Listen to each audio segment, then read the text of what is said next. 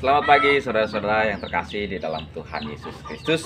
Kiranya damai sejahtera selalu ada dan hadir bagi kita sekalian. Pagi hari yang indah ini kita bersama-sama beribadah minggu pagi untuk memuji dan memuliakan nama Tuhan. Dan biarlah ibadah kita yang lakukan ini bagi kemuliaan nama Tuhan. Pagi hari ini tanggal 12 September 2021 kita akan masuk ke dalam tema gereja kita, yaitu orang yang berbahagia. Pagi hari ini firman Tuhan diambil dari kitab Matius pasal 5 ayat 8 yang tertulis demikian. Berbahagialah orang yang suci hatinya karena mereka akan melihat Allah. Khotbah minggu pagi hari ini saya berikan judul orang yang suci hatinya. Kehidupan sekarang ini makin lama makin tidak baik. Kebenaran dan kejahatan seakan saling berpacu susul menyusul. Orang-orang sekarang banyak yang munafik. Mereka tidak jujur dalam hidupnya. Perbuatan mereka tidak sesuai dengan kebenaran.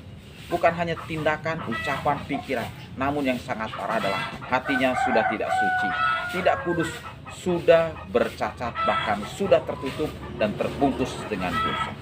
Sungguh hebat kuasa kegelapan, kejahatan, iblis setan, serta roh-roh jahat bekerja dalam setiap hati orang. Kekuatan kegelapan ini bagaikan singa yang mengaum-ngaum dan mengitari kehidupan orang-orang, selalu siap menerkam dan melahapnya untuk masuk ke dalam kegelapan. Bujuk rayu iblis yang penuh dengan tipu muslihat setiap saat dilancarkan kepada setiap orang agar mereka terpikat dan pada akhirnya masuk terjebur ke dalam kubangan dosa. Serangan kuasa kegelapan ini merasuk ke dalam hati setiap orang dengan bujukannya. Perhatikan di dalam kitab Ulangan 11 ayat 16. Hati-hatilah supaya jangan hatimu menyimpang dengan beribadah kepada Allah lain dan menyembahnya. Pujukan inilah yang membuat hati orang menjadi berdosa, tidak kudus, tidak bersih, tidak murni, tidak suci.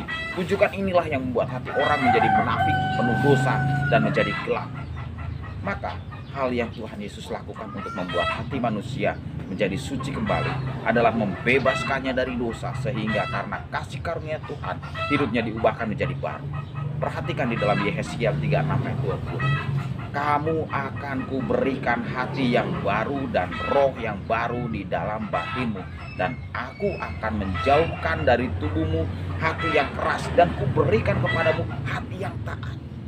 Hati yang baru, hati yang kudus, hati yang suci, hati yang bersih adalah hati yang berusaha tanpa tipu daya untuk menyenangkan Allah dan memuliakan Dia dan menjadi sama seperti Dia. Maka hati, pikiran, kehendak, perasaan kita akan selaras dengan hati dan kehendak Allah. Perhatikan di dalam kitab Matius 22 ayat 37. Jawab Yesus kepadanya, kasihilah Tuhan Allahmu dengan segenap hatimu, dengan segenap jiwamu, dan dengan segenap akal budimu.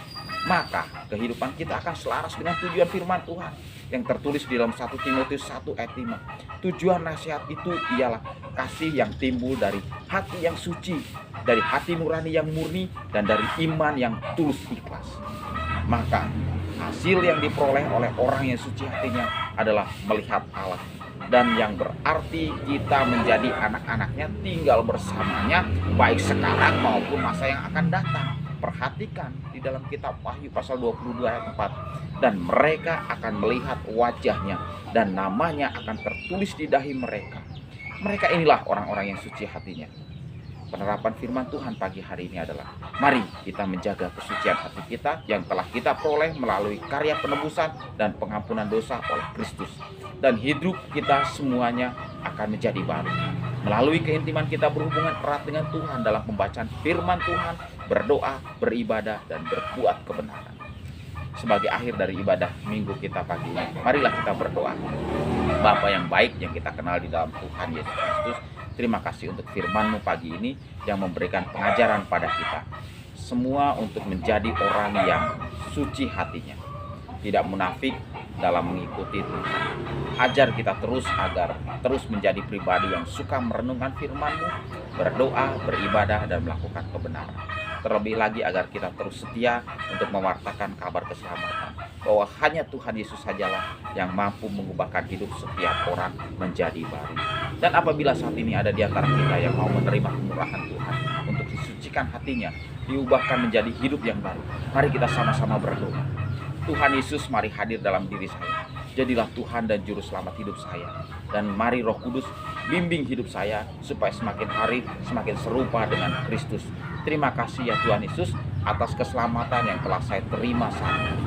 Kiranya berkat, damai, sejahtera, dan sukacita yang dari Allah Bapa, Anak, dan Roh Kudus akan menyertai kita dari sekarang sampai selama-lamanya. Dalam nama Tuhan Yesus Kristus kita berdoa dan mengucap syukur. Amin. Tuhan Yesus Kristus memberkati kita semua.